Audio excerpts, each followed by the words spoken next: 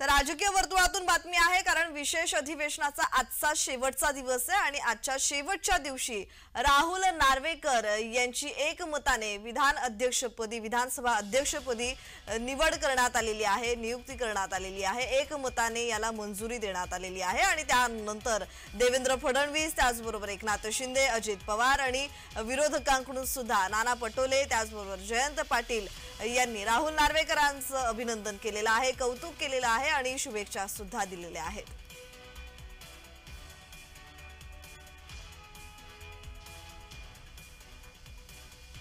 तर फडणवीसांकडून मंत्र्यांचा परिचय, तर विधानसभा अध्यक्षांच्या निवडीचा प्रस्ताव फडणवीसांनीच मांडला होता आणि या प्रस्तावाला एकमताने मंजुरी सुद्धा देण्यात आलेली आहे।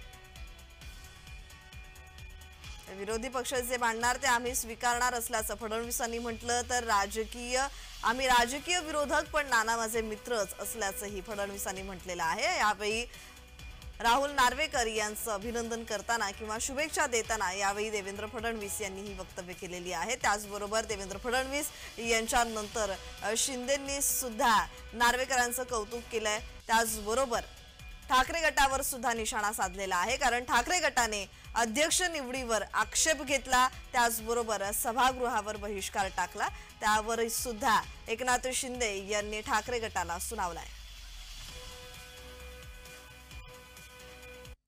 आपले नाना पटोलेंचा आभार मानतो, कारण आपण अध्यक्षपद नार्वेकरांसाठी रिक्त केलं आणि तिथून गाडी सुरू झाली। ती गाडी अशीच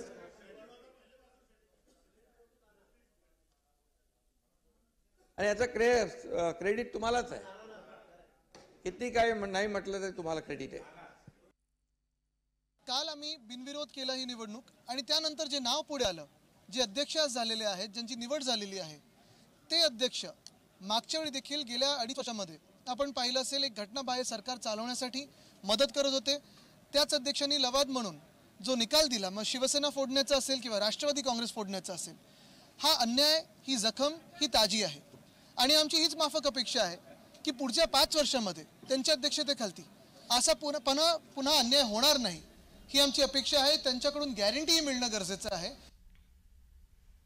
दरम्यान राहुल नार्वेकरांचा राजकीय प्रवास पाहूयात। राहुल नार्वेकर हे वकील आहेत। राजकीय कारकिर्दीची सुरुवात शिवसेनेसोबत त्यांनी केली, तिथे प्रवक्ते पदावर ते होते। त्यानंतर 2014च्या लोकसभा निवडणुकीत शिवसेनेनं तिकीट नाकारल्यानं राष्ट्रवादीत त्यांनी प्रवेश केला। 2014 मध्ये राष्ट्रवादी काँग्रेसकडून मावळ लोकसभा मतदारसंघातून त्यांनी निवडणूक लढवली।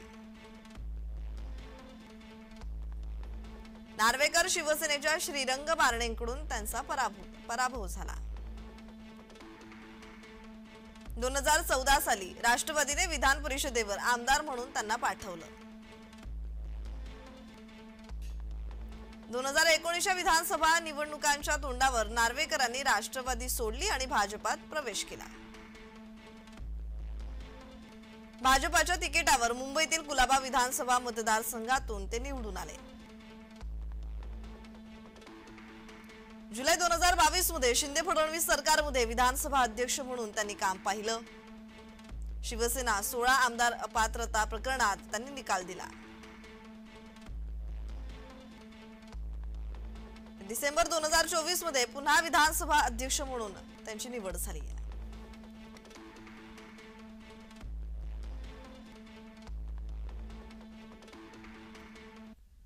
दरम्यान राहुल नार्वेकर पुन्हा विधानसभा अध्यक्षपदी, तर राहुल नार्वेकर यांची एकमताने निवड झालेली आहे।